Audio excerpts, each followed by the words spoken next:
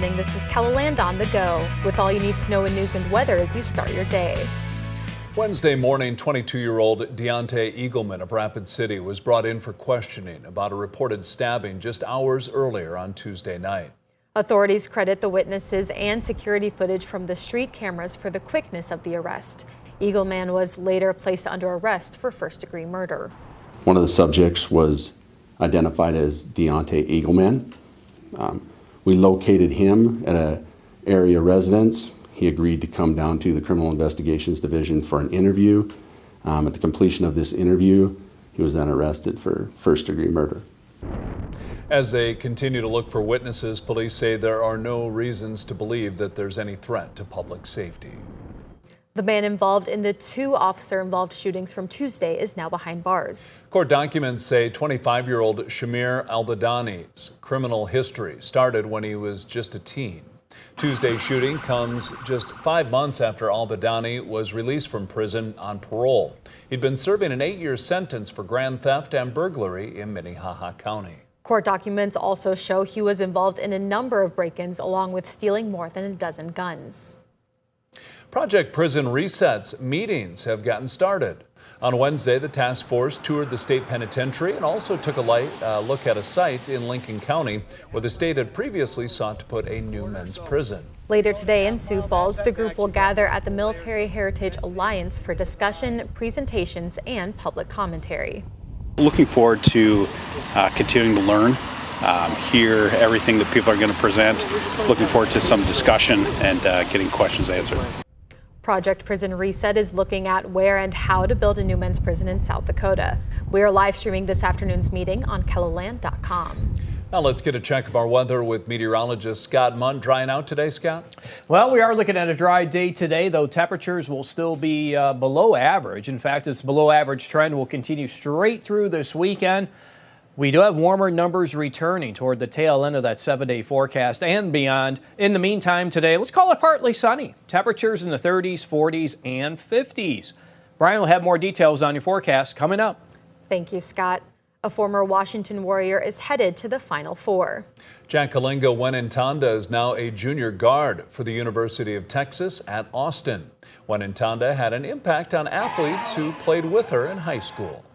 Jacqueline was an amazing leader. I looked up to her as a freshman. She used her voice a lot and she always had energy. The Longhorns will meet South Carolina tomorrow night at 6 o'clock Central Time.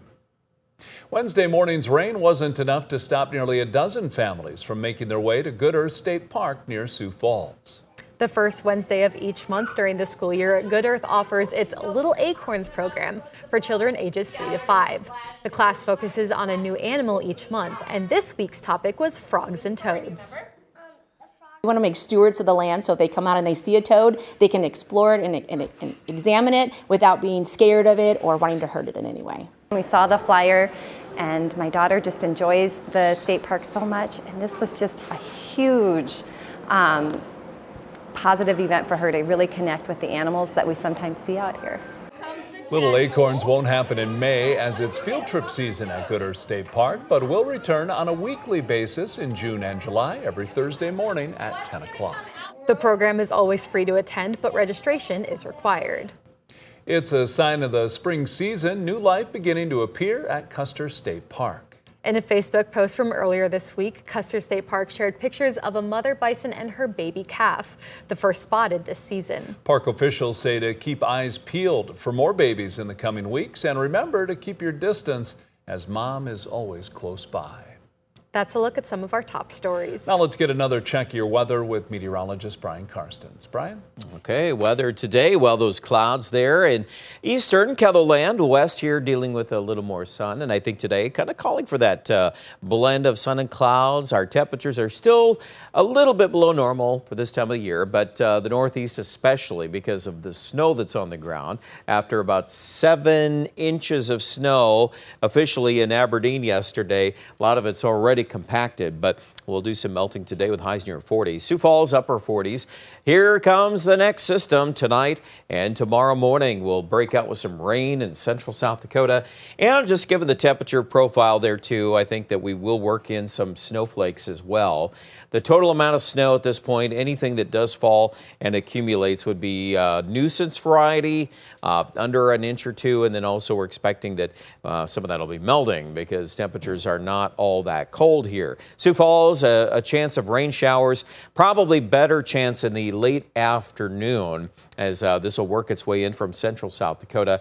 As it does so, the tendency for it to lose its punch into Minnesota and Iowa. So this frontal system will likely be more active west of Sioux Falls versus east. And at this point, that's kind of where we're looking here. Saturday, fair conditions, a lot of 40s for highs. Sunday could represent a nice little bounce back on temperatures ahead of another front that'll keep us a little chilly early next week. In fact, as we look at the layout here into the weekend, Sunday is probably our best chance to go back to some 50-degree weather and then see that into Monday and Tuesday. This kind of bowl of blue color there. Those are the departures from average with this next chunk of Canadian air. But if you let that kind of work through and then we push that 7-day window out there toward the middle of next week, here we go. We got some milder air cruising in. And if we end up with these trends as shown here, looks like highs in the 60s and 70s, pretty likely late next week. So, yeah, I know we've had the teaser rounds of warmth, and I think we'll get back there, but just a little patience required. 42 today in Marshall, 37 our temperature in Watertown. 7-day forecast. Here we are with mid-40s for the start of the weekend. Some 50-degree weather, though, should return on Sunday. Let's drop the numbers into Monday. Monday could be kind of a chilly day, highs in the low 40s. But Sioux Falls will get back on track there by middle of next week with 63 anticipated by next Wednesday. Aberdeen also looking at 60-degree weather the middle of next week. Between now and then, though, there's a lot of days not exactly warm here. Today and tomorrow, just close to 40. And I think that Aberdeen does have a pretty fair shot at some pockets of rain and snow. You work your way southwest toward Pierre, and that probability might even be a little better. And I feel more and more confident that we are going to catch some rain here and mixed with some snow around Pierre tomorrow. That's probably your best shot, though, of moisture beyond days 3 and 4. Things are a little drier. Rapid City also looking at these areas of rain and snow to kick off your Friday morning. And then temperatures in the 50s for the last half of the weekend. Next week, look at Wednesday, 67. That's just the start of a warmer trend. More details at KELOLAND.com.